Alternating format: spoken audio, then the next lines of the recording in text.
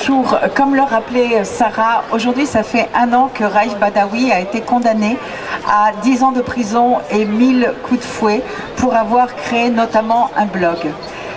Il faut savoir qu'en Arabie Saoudite, la liberté d'expression est systématiquement réprimée. Et cette répression s'est accrue l'année dernière, le 24 février, lorsque une nouvelle loi contre le terrorisme a été adoptée. Une loi dont les termes sont suffisamment vagues qu'elle permet de condamner, que ce soit les avocats, les défenseurs des droits humains, tout opposant politique, et y compris les femmes qui conduisent. Parce que, au final, cette loi, si elle dit lutter contre le terrorisme, elle poursuit également toutes les personnes qui seraient censées déstabiliser ou porter atteinte à la société saoudienne, mais également nuire à sa réputation et son honorabilité. On voit qu'à travers cela, le champ est très large. Elle permet aussi de détenir sans procès pendant 6 mois renouvelables et même au-delà des personnes sans aucune justification, sans qu'un appel puisse être fait. Il y a quelques mois, lors du décès du roi Abdullah, certains ont pensé qu'il y aurait peut-être une amélioration. 100 jours après cette accession au pouvoir, ce que l'on constate est plus qu'affligeant. Pourquoi? Parce que la liberté d'expression est toujours réprimée de la même façon. Il n'est pas possible de monter une association de défense des droits humains. Il n'est pas possible de contester quoi que ce soit de la société saoudienne. Les personnes qui étaient incarcérées, c'est-à-dire des dizaines de prisonniers d'opinion, sont toujours en détention. Et au-delà de cela, on voit bien que l'objectif premier est de museler la société. Mais ce ne sont pas les seules violations que commet l'État saoudien. Déjà, on voit que depuis le début de l'année, et notamment depuis que le nouveau roi est en place, il y a eu une vague d'exécutions très très importante qui montre bien que le régime n'a pas l'intention de revenir en arrière. On voit également dans la coalition que mène l'Arabie Saoudite au Yémen pour lutter contre les groupes dits terroristes, il y a eu des crimes perpétrés à l'encontre des civils, des massacres qui nous font penser à des crimes de guerre. Donc non seulement c'est à l'intérieur du pays, mais également à l'extérieur du pays. Et finalement, même si une militante féministe a été libérée et 2 autres militantes qui avaient été condamnées pour avoir conduit l'ont été également, on craint qu'elles aient porté des engagements très forts justement pour pouvoir être libérées, ce qui constitue une atteinte à leurs droits fondamentaux. Pour toutes ces raisons, pour Raif Badawi bien évidemment, dont nous demandons plus que la suspension de la peine, mais c'est vraiment sa libération immédiate en tant que prisonnier d'opinion. Pour tous les prisonniers aujourd'hui en Arabie Saoudite, nous sommes là et nous continuerons à nous mobiliser parce que la liberté d'expression, la liberté de manifester, la liberté de s'opposer sont des droits fondamentaux et ils doivent respecter, y compris en Arabie Saoudite. Merci.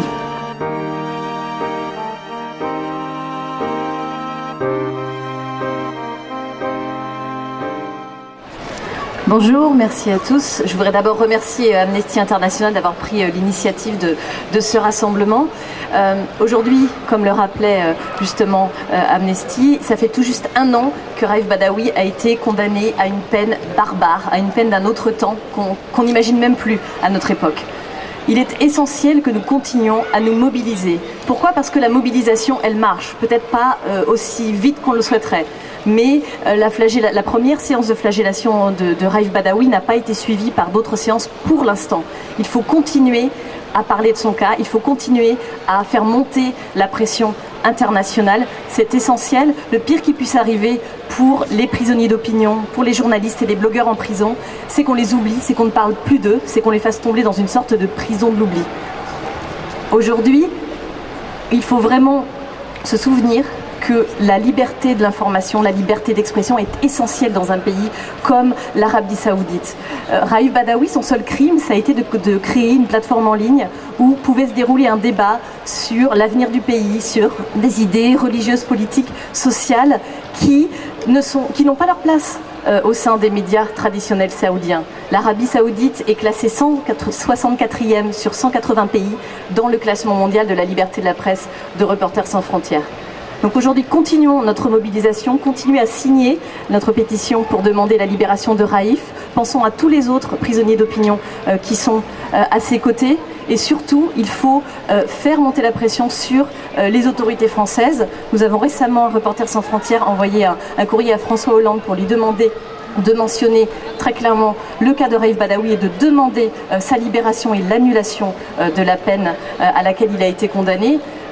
Il faudrait absolument éviter que les intérêts économiques, géopolitiques entre Paris et Riyad soient l'occasion de laisser les droits de l'homme et la liberté d'expression et d'information piétiner. Merci. Nous allons accueillir maintenant à tour de rôle les 11 prisonniers d'opinion en Arabie Saoudite. Et on va commencer par le cas le plus emblématique, celui de Raif Badawi.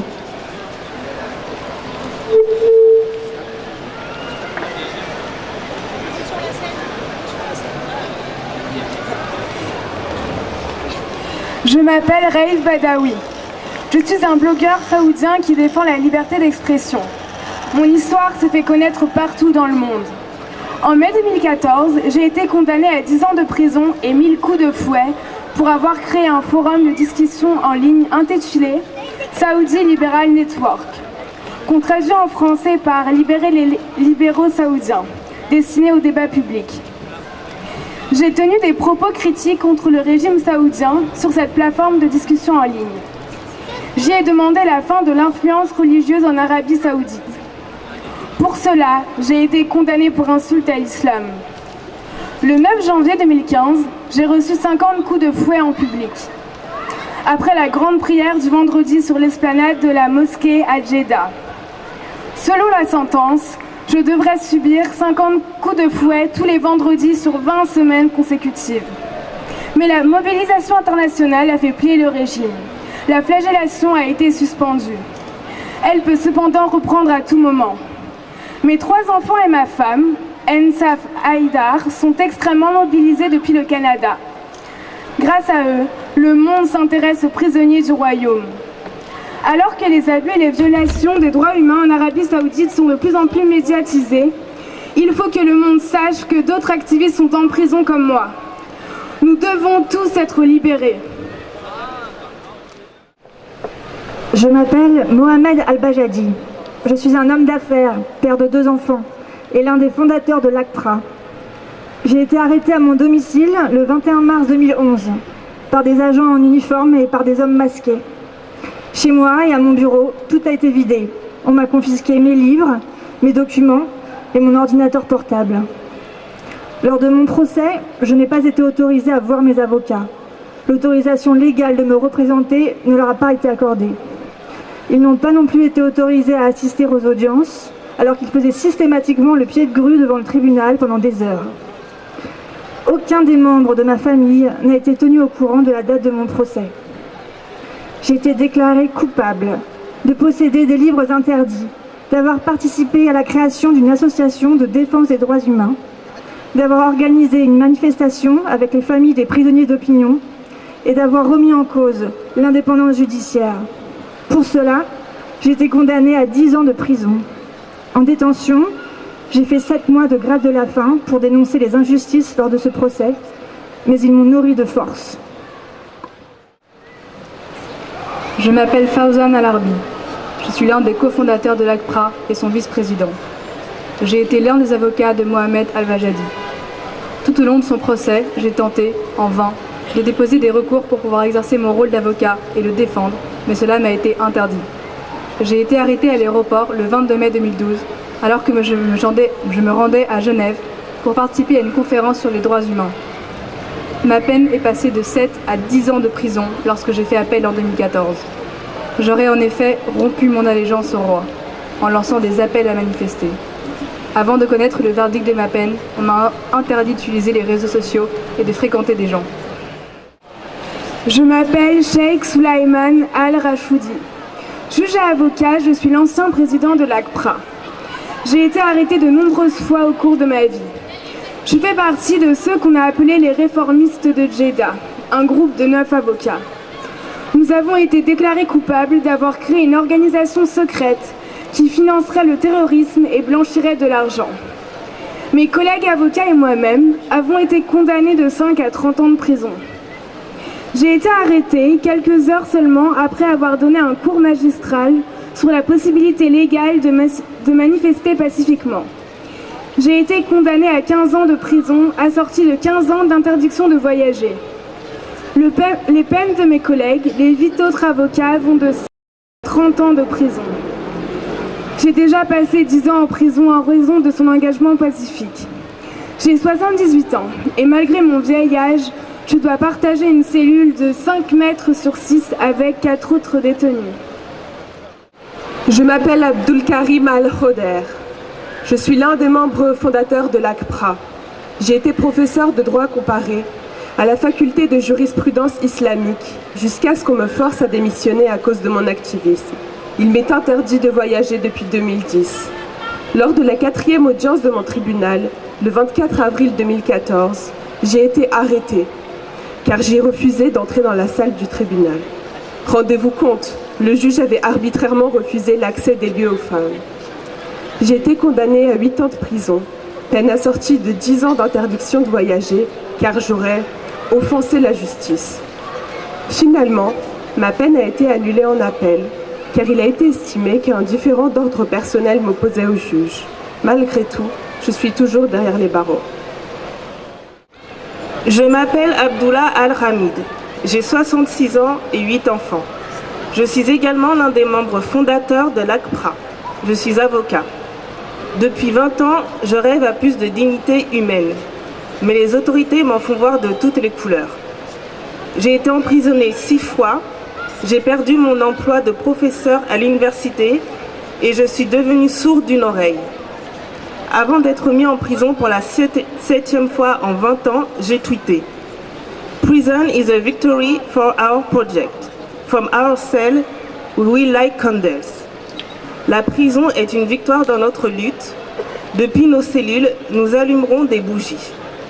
Je suis l'auteur de 15 livres, ainsi que de nombreux articles et d'essais proposant des réformes dans la loi islamique.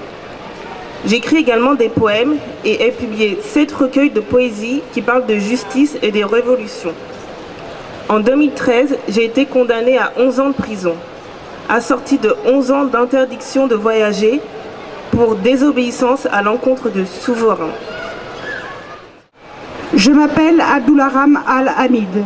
J'ai été le premier président de l'ACPRA.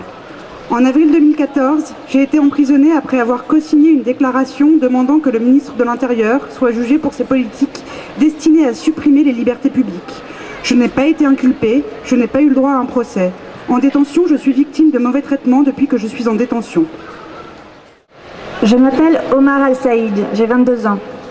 J'ai lancé un appel de mobilisation sur Twitter. Et pour ça, j'ai été condamnée à 300 coups de bâton. Contraire au droit international, cette peine est courante en Arabie Saoudite. Je vais être jugée encore une fois.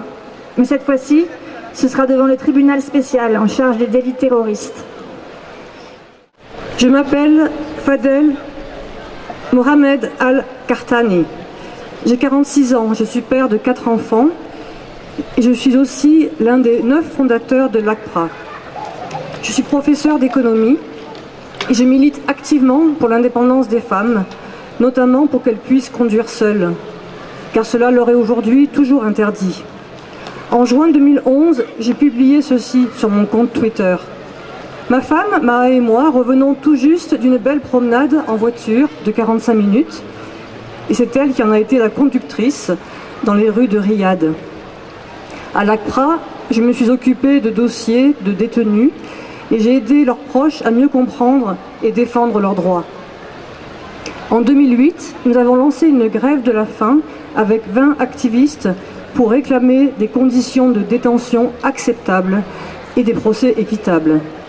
Le 9 mars 2013, j'ai été condamnée à 10 ans de prison, assortie de 10 ans d'interdiction de voyager. À ma charge, pas moins de 11 accusations, toutes liées à mes activités de défenseur des droits humains. J'ai notamment été déclarée coupable d'avoir fourni ce qu'ils appellent des fausses informations à des groupes étrangers, comme Amnesty International. Je suppose qu'il est de notre devoir de subir l'emprisonnement. Ce prix, cependant, n'est rien comparé à la liberté que nous allons arracher au régime. Vous avez entendu parler des hommes qui aujourd'hui sont incarcérés en Arabie Saoudite. Comme vous pouvez le constater, ce sont de très dangereux terroristes. Des terroristes qui défendent les droits humains, des avocats qui se battent pour la liberté, pour la dignité, des avocats qui font leur travail, des blogueurs qui font le leur. Et tous ensemble ne veulent qu'une chose, c'est que les droits soient respectés en Arabie Saoudite. Pour Raif, depuis des mois, nous sommes mobilisés maintenant et au niveau mondial, nous avons recueilli plus d'1 million de signatures. Sa sentence est pour le moment suspendue. Ce que nous voulons, c'est sa libération. Peu de gouvernements se sont manifestés pour qu'il en soit ainsi. Et nous devons continuer à faire pression sur le gouvernement d'Arabie Saoudite, nous devons continuer à faire pression sur nos propres autorités pour que cette liberté d'expression que tout le monde que tout le monde dit défendre, soit une réalité non seulement dans les pays comme la France, mais elle le soit partout dans le monde. Parce que si nous voulons lutter justement contre ces terroristes que soi-disant combattent l'Arabie Saoudite, le meilleur moyen, c'est l'égalité en droit, la liberté d'expression et que chacun puisse vivre dans sa dignité. Nous avons besoin de vous, continuez à signer, continuez à vous mobiliser, c'est comme ça que nous ferons avancer les choses. Merci beaucoup.